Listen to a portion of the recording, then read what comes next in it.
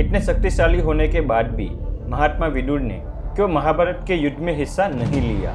ऐसा कहा जाता है कि विदुर धर्मराज के अवतार थे और यदि वे चाहते तो महाभारत युद्ध में अपने धनुष से पूरी सेना को एक ही क्षण में नष्ट कर सकते थे, परंतु ये संभव नहीं हो सका।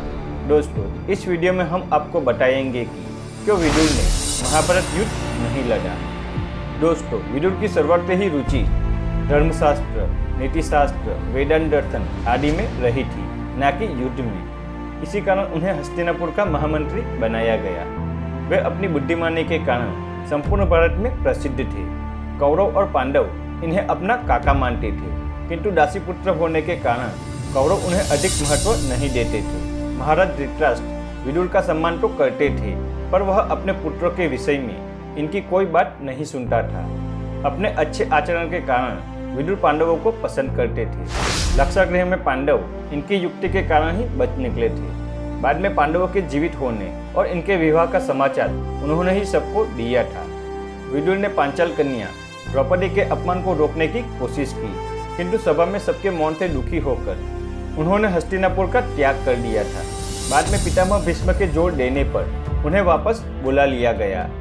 वह पितामह भीष्म का आदर करते थे, इसीलिए हस्तिनापुर वापस लौट आए।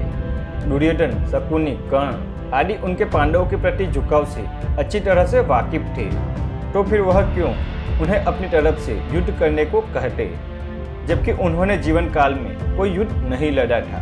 वैसे भी वह हस्तिनापुर के महामंत्री थे। दोस्तों, विदुर के बारे में ऐसा कहा जाता है कि वे धर्मराज के अवतार थे। मांडव्य ऋषि के श्राप के कारण धर्मराज को विदुर के रूप में जन्म लेना पड़ा। अगर वो चाहते तो इस युद्ध में अपने धनुष से पूरी सेना को एक ही बार में खत्म कर सकते थे। फिर भी उन्होंने ऐसा नहीं किया, क्योंकि वे जानते थे कि ये युद्ध हस्तिनापुर की रक्षा हेतु लड़ा जा रहा है। पांडवों का पक्ष लेने के कारण दुर्योधन विदुर से ईर्ष्या करता था। लाक्षागृह षड्यंत्र के समय भी विदुर ने ही युधिष्ठिर को सावधान किया था तथा उन्हें इससे बचने की युक्ति भी बताई थी। महात्मा विदुर जी के पास एक बहुत ही शक्तिशाली और चमत्कारी धनुष था। ऐसे में अगर वे चाहते तो इस धनुष से एक ही बार में युद्ध को खत्म कर सकते थे, लेकिन उन्होंने ऐसा नहीं किया। वास्तव में बात यह है कि एक बार विदुर ने दुर्योधन को युद्ध न करने की सलाह दी थी, जिसके बाद दुर्योधन ने विदुर को अपशब्द कहने शुरू कर दिए। फिर विदुर जी ने गुस्से में अपना धनुष तोड़ दिया और ये प्रण लिया कि वे युद्ध में नहीं लड़ेंगे। दूसरी ओर विदुर जानते थे कि अगर वे युद्ध में लड़े तो उन्हें कौरवों की तरफ से ही लड़ना होगा, यानी उन्हें अधर्म के पक्ष में रहना होगा, और इसी वजह से उन्होंने युद्ध न करने का फैसला लिया। इसके साथ ही उन्होंने धृतराष्ट्र को भी समझाया कि दुर्योधन उनके कुल का नाश कर देगा, इसीलिए इस युद्ध का परित्याग करने में ही समझदारी है। लेकिन तब विदुर की बात किसी ने नहीं मानी। अंत में इसका परिणाम यह हुआ कि कौरव महाभारत के युद्ध में बुरी तरह से हार गए और लड़ते लड़ते मर गए। दोस्तों, इसी वजह से इतने शक्तिशाली होने के बावजूद भी महाभारत के युद्ध में विदुर जी ने हिस्सा नहीं लिया और युद्ध लड़ने से इनकार कर दिया। दोस्तों, धृतराष्ट्र, गांधारी, कुंती एवं विदुर वानप्रस्थ आश्रम में रहते हुए कठोर तप कर रहे थे। तब एक दिन युधिष्ठिर सभी पांडवों के साथ उनसे मिलने पहुंचे।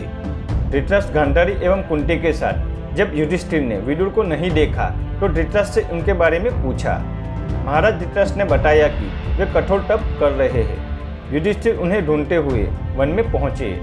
तब वन में एक पेड़ के नीचे उन्हें विदुर जी खड़े हुए दिखाई दिए। उसी समय विदुर जी के शरीर से प्राण निकले और युधिष्ठिर में समा गए। इसी प्रकार विदुर जी ने अपने जीवन का अंत किया।